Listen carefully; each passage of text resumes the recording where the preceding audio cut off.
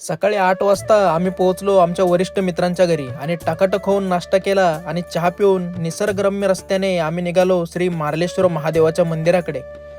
तिथे गेल्यावर देवाला पान फूल वगैरे घेऊन आजूबाजूच्या सुंदर परिसराचे असे व्हिडिओ काढून आमच्या पण कार्यकर्त्यांचा सेल्फी व्हिडिओ काढला. आणि सुंदर अशा श्री मार्लेश्वर महादेवाचं मंदिर हे गुहेमध्ये आहे. आतमध्ये जाऊन स्वयंभू असलेल्या महादेवाचं दर्शन घेतलं आणि बाहेर येऊन थोडं शांतपणे जप केला. नंतर थंडगार ऊसाचा रस पिऊन आम्ही गेलो सुंदर अशा रिसॉर्टमध्ये जेवायला. तिथे खूप मोठी काजूची बाग होती.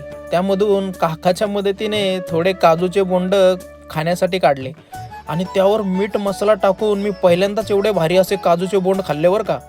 नंतर जेवणासाठी काही जणांनी नॉनव्हेज तर मी मस्त काजूची झणझणीत भाजी खाल्ली. एवढी भारी काजूची भाजी मी याआधी कधीच खाल्ली नव्हती मित्रांनो. नंतर कोकणातील प्रसिद्ध अशी सोलकढी पिलो. बाकी पुढच्या व्हिडिओमध्ये चालायचंच नाही का.